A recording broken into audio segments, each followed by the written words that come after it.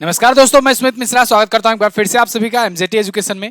दोस्तों, मणिपुर में हिंसा भड़की हुई है और बहुत सारी घटनाएं भी सुनने को मिल रही हैं जो शर्मसार करने वाली हैं। आज हम लोग जानेंगे मणिपुर में हिंसा का कारण क्या है। बहुत ही आसान भाषा में मैं समझाने का प्रयास करूंगा।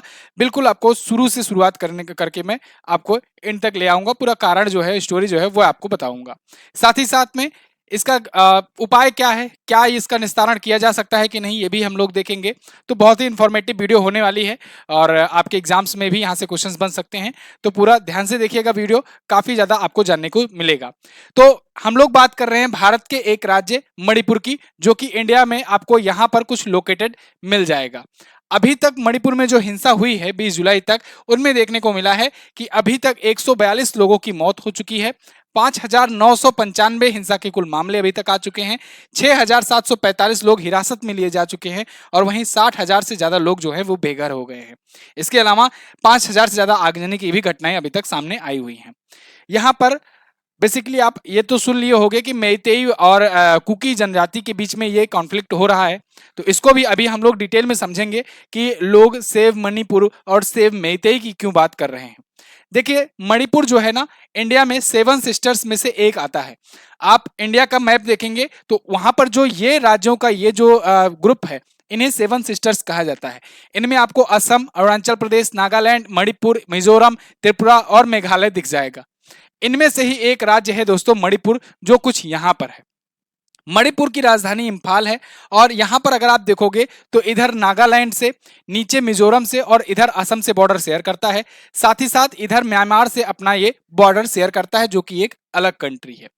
अब इसके बारे में अगर बात करें हम लोग मणिपुर के बारे में, तो देखिए मणिपुर में कुछ इस प्रकार से लोकेशन है। बीच में देखो, बीच में जो ये एरिया है ना, यहाँ पर मेइतेई रहती है, मेइतेई कम्युनिटी रहती थी।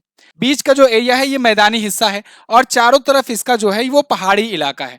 मतलब अगर आप देखोगे मणिपुर में तो बहुत ही कम हिस्सा मैदानी है, बाकी जो है चारों तरफ पहाड़ी इलाकों से घिरा हुआ है। इसमें आपको ये जो हल्का हल्का जो ग्रीन कलर का दिख रहा है, ये जो एरिया है, ये नागा यहाँ पर रहते हैं। यहाँ पर नागा लोग रहते हैं, नागा जनजाति रहती है। नागा भी एक जनजाति है, अभी इसके बारे में भी हम लोग बात करेंगे। नीचे जो आपको यहाँ पर व्हाइट व्हाइट दिख रहा है, यहाँ पर चंदेल तेंगलो पालते हैं। ये जो आपको ब्लू कलर में दिख रहा है ना, यहीं पर रहते हैं कुकी। कुकी जो है यहाँ पर रहते हैं और आज के टाइम पर अगर बात करें तो यहाँ तक ये लोग घुस चुके हैं। ठीक है, कुकी जनजाति जो है, और ये जो है एरिया डिस्टर्ब में है अभी। बाकी इधर नागा है और ये जो आपको रेड कलर का दिख रहा है, ये मेइतेई वाला हिस्सा है। अब समझने का प्रयास कीजिए, यहाँ पर ये मैदानी हिस्सा है। इतना तो आपको कंफर्म यहाँ से दिख रहा होगा क्लियर कि बीच वाले हिस्से में मेइतेई रह रहे हैं। इसका मतलब मेइतेई को भूभाग कम मिला हुआ है और वहीं पर कुकी, नौगा, इन सबको दोस्तों ज्यादा भूभाग मिला हुआ है, ज्यादा लैंड एरिया मिला हुआ है। लेकिन जनसंख्या के मामले में जस्ट अपोजिट है। मेइतेई की जनसंख्या बहुत ज्यादा है और कुकी और नागा जो है इनके पास लैंड बहुत ज्यादा है लेकिन जनसंख्या बहुत कम है। ठीक है, लेकिन अब यहाँ पर इसी इसी बात को लेकर के विवाद हो रहा है। जब जनसंख्या जहां ज्यादा होती है, आप जानते हो पॉपुलेशन के अकॉर्डिंग ही विधानसभा या लोकसभा में रिप्रेजेंटेशन डिसाइड किया जाता है। तो यहाँ पर दोस्तों जनसंख्या ज्यादा होने की वजह से यहाँ पर विधानसभा में वहां की रिप्रेजेंटेशन ज्यादा है, यानी कि यहाँ से ही विधायक, एमएलए वगैरह हैं। साथ ही साथ लोकसभा में भी यहाँ से रिप्रेजेंटेशन जाता है, जबकि यहाँ पर कोई रिप्रेजेंटेशन नहीं है। रिप्रेजेंटेशन ना होने की वजह से डेवलपमेंट नहीं होता है। डेवलपमेंट जब नहीं होता है तो इनको फिलहाल के लिए, क्योंकि ये जनजातियां हैं, तो इनको एसटी का दर्जा दिया गया। जो कुकी वगैरह हैं, एसटी का दर्जा दिया गया, जिसकी वजह से उनको बहुत सारी सुविधाएं मिली, बहुत सारी चीजों में छूट मिली। लेकिन यहाँ पर मेइतेई जो कि बहुतायत मात्रा में है, बहुसंख्यक हैं, इनको एससी कैटेगरी में रखा गया है। अब ये हिंदू धर्म के हैं। वहां पर देखो, यहाँ पर ये जो है नागा और कुकी जो हैं, ये मोस्टली ईसाई धर्म के हैं और जबकि ये जो मेइतेई हैं ये हिंदू धर्म वाले हैं। ठीक है, अब इनकी भी डिमांड है कि इनको भी एसटी का दर्जा दे दिया जाए। इसी का लोग विरोध कर रहे हैं। अब आइए थोड़ा सा हम लोग इसके माध्यम से समझते हैं, जिससे आपको और अच्छे से समझ में आ जाए। मणिपुर की बात हो रही है। बेसिकली यहाँ पर 3 जनजातियां ज्यादा चर्चे में हैं। 3 जनजातियां कौन कौन सी? एक मेइतेई, दूसरा कुकी और तीसरा नागा। यहाँ पर जो कॉन्फ्लिक्ट हो रहा है वो मोस्टली मेइतेई और कुकी के बीच में हो रहा है। अब यहाँ पर आप समझने का प्रयास कीजिएगा। मेइतेई की जो है, मेइतेई का लैंड एरिया लगभग 20% है। लैंड एरिया जो है मणिपुर का लगभग 20% ही है। जबकि कुकी की अगर बात करें, कुकी और नागा को अगर मिला दिया जाए तो इसका जो लैंड एरिया है एरिया है वो 80% के आसपास मिल जाता है। अब 80% लैंड एरिया है, इसको 20% लैंड एरिया मिल रहा है, लेकिन पॉपुलेशन जस्ट अपोजिट है लगभग में। समझिए कि 80% यहां पर पॉपुलेशन समझ लो है, तो जैसे तो यहां पर समझो, यहां पर इसका मान लो कि आप 20% ही पॉपुलेशन यहां पर है, ठीक है। ये डाटा थोड़ा बहुत आपको चेंज देखने को मिल जाएगा, है ना, 65% 35% के आपका भी रेशियो देखने को मिल सकता है। तो इसको आप अभी मोटे मोटे तौर पर समझिए कि जस्ट अपोजिट टाइप में है। अब इस वजह से, होने की वजह से, चूंकि यहां पर जनसंख्या ज्यादा है, लैंड एरिया कम मिल रहा है, तो फिर इन लोगों की डिमांड है, मैतेई की डिमांड है कि इनको इनको पहाड़ों पर भी खेती करने का मौका मिलना चाहिए और इनको भी थोड़ा सा एरिया मिलना चाहिए जिससे वो खेती वगैरह कर सकें, जिसका ये विरोध कर रहे हैं कुकी लोग। कुकी का क्या कहना है? कुकी का कहना है कि देखो, अगर हम लैंड एरिया दे देंगे, हम लोग लैंड एरिया दे देंगे, तो वैसे ही हम लोग माइनॉरिटी हैं, ये लोग मेजॉरिटी हैं, तो हम लोग का अधिकार और कम होने लगेगा। साथ ही साथ सोने पर सुहागा तब हो गया जब मैतेई ने एसटी का दर्जा मिलने की डिमांड करी। एसटी का दर्जा यानी कि शेड्यूल्ड ट्राइब का दर्जा, जनजातीय का दर्जा मानने की डिमांड करी। इस डिमांड हुआ, और चूंकि यहाँ पर रिप्रेजेंटेशन ज्यादा है और जनसंख्या ज्यादा है, इन सबको देखते हुए वहां के हाई कोर्ट ने अप्रूवल भी दे दिया। अब जब यहां पर अप्रूवल मिल गया कि इनको एसटी में शामिल किया जाएगा, तब इसका लेकर के कोई जो कुकी जनजातियां हैं वो विरोध करने लगी। क्यों? क्योंकि इनको लगने लगा कि अभी तक हम लोग माइनॉरिटी थे, एसटी जनजाति का दर्जा पाए थे, तो थोड़ा बहुत अधिकार मिल रहे थे, लेकिन अब जब इनको भी एसटी का दर्जा दे दिया जाएगा तो इनके अधिकारों का हनन होने लगेगा, और ये वैसे भी माइनॉरिटी हैं, और इनकी जो है मतलब समझ लो अस्तित्व पर खतरा आ जाएगा। इसको लेकर के ये विरोध करने लगे। जब हाईकोर्ट से डिसीजन आ गया तो 3 मई को ये लोग वायलेंस शुरू कर दिए। पहले रैली निकाले, उसके बाद वायलेंस शुरू कर दिए, और उसके बाद बहुत सारी तमाम तरीके की घटनाएं हुई जो आप न्यूज वगैरह में देख ही रहे हो। अब देखो क्या हुआ कि ये घटनाएं तो चल रही हैं, 2 महीने से ज्यादा हो गए हैं।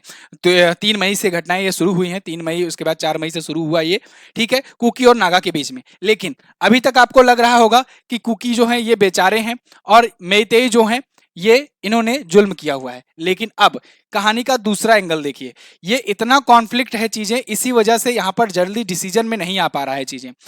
इसका अब आपने आप एक पक्ष देखा, अब दूसरा पक्ष देखते हैं।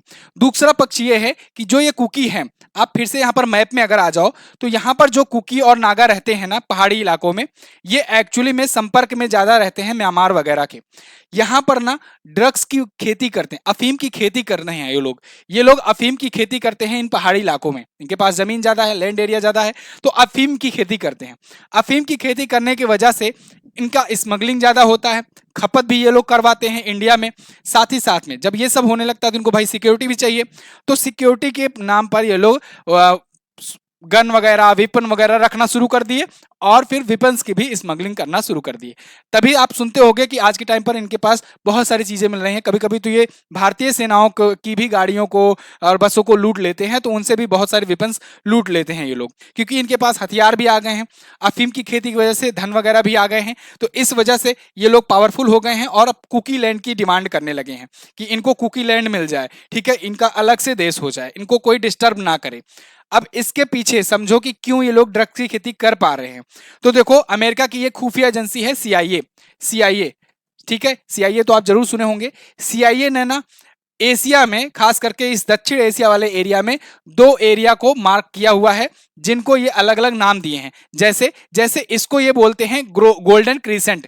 गोल्डन क्रीसेंट में अफगानिस्तान, ईरान और पाकिस्तान है, और एक एरिया बोलते हैं ये लोग गोल्डन ट्राइंगल। गोल्डन ट्राइंगल में म्यांमार मिल जाता है, लाओस, वियतनाम, थाईलैंड मिलता है। ये एरिया वो एरिया है जहां पर अफीम की खेती बहुत मात्रा में होती है, बहुत ज्यादा मात्रा में। अब अफीम की खेती यहां पर होती है, म्यांमार से ही अपना बॉर्डर शेयर करता है मणिपुर भी, ठीक है, जहां पर कुकी हैं। कुकी के माध्यम से म्यांमार वगैरह में, लाओस वगैरह में जब खेती होती है तो कुकी भी वहां पर उसी एरिया में जुड़े हुए हैं, ये लोग भी यहाँ पर खेतियां करते हैं, भारत में भी।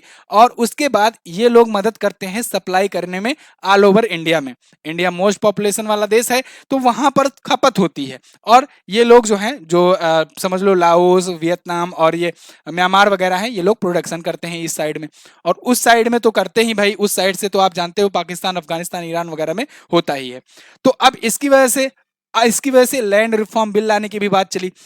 यानी मणिपुर सरकार से कहा गया कि लैंड रिफॉर्म बिल लाओ, और लैंड रिफॉर्म बिल लाने के पीछे का तर्क यही था कि ये लोग कह रहे थे कि हमको ज्यादा जमीन चाहिए ज्यादा खेती करने के लिए, हमारी जनसंख्या ज्यादा है।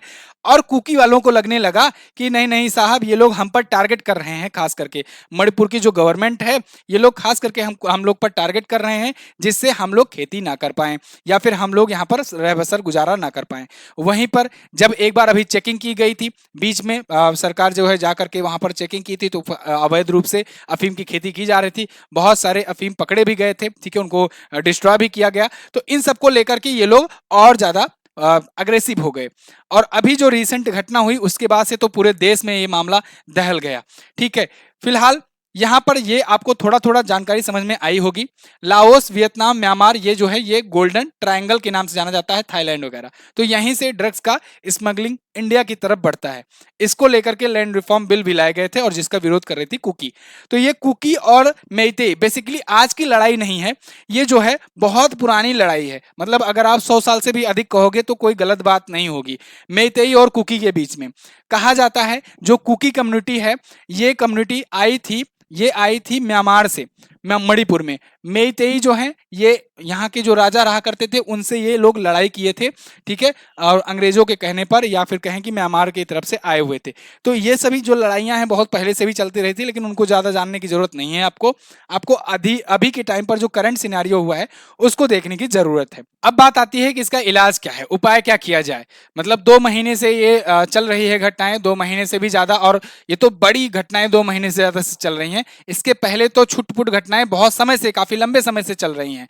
तो इसके पीछे, और इंडियन पॉलिटिशियन मतलब इस पर कोई ध्यान नहीं दे रहा, ना कोई मीडिया बोल रही है, ना इंडियन पॉलिटिशियन इतना बोल रहे हैं। वो तो अब 1-2 दिन से जब कुछ वीडियो वायरल हुए उसके बाद से फिर सभी लोग एक तरफ से बोलना शुरू कर दिए, वरना तो अभी सीमा हैदर ही चल रही थी। अब बात आती है कि इसका उपाय क्या है, उपाय क्या किया जाए। तो देखिए, जितना मेरी समझ कहती है, जितना मैंने ये आर्टिकल्स वगैरह पढ़े, रिसर्च किए, अभी तक जितना भी कुछ खोजा इनके बारे में, इतिहास के बारे में सब कुछ जाना, इतना तो समझ में आ गया कि ये कोई टर्म सॉल्यूशन इसका तो नहीं ही किया जा सकता है। कि मतलब जो भी किया जाएगा वो ऐसा नहीं होगा कि वो हमेशा हमेशा के लिए खत्म किया जा सकेगा।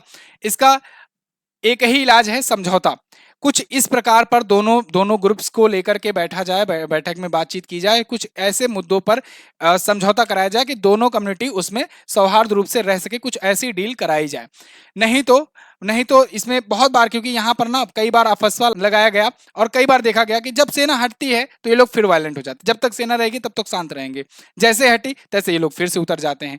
तो इसीलिए कुछ ऐसे चीजों पर इनको बिल लाना चाहिए, या फिर मिल करके बातचीत करना चाहिए। दोनों ग्रुप के जो भी लीडर होंगे उनको बैठा करके बातचीत करना चाहिए, जिन चीजों पर वो सहमत होते हों उनको करना चाहिए वहां पर। दूसरी बात, वायलेंस जो हो रहा है, वायलेंस तो बिल्कुल कतई बर्दाश्त नहीं है, पूरे इंडिया में कहीं पर भी हो, ठीक है। तो वायलेंस के खिलाफ भी एक्शन ही लिया जाना चाहिए, वो तो मतलब श्योर है, क्योंकि नहीं तो कल को कहीं पर भी ऐसे होकर के वायलेंस होने लगेगा और कहीं के भी लोग कुछ भी डिमांड करने लगेंगे। तो इसके खिलाफ तो सख्त एक्शन लेना ही चाहिए। लेकिन साथ ही साथ, क्योंकि वो 2 जनजातियों का मामला है, तो वहां पर उन दोनों जनजातियों को साथ में बिठा करके कुछ बीच का रास्ता निकालने की कोशिश करना चाहिए। फिलहाल आपके हिसाब से क्या इसका सॉल्यूशन हो सकता है, आप लोग कमेंट करके हमें जरूर बताइएगा। This is the end of the video. I hope आपको समझ में आया होगा कि ये कहानी क्या थी, और मैं मिलता हूं आपसे किसी और वीडियो में। तब तक के लिए नमस्कार, जय हिंद, वंदे मातरम।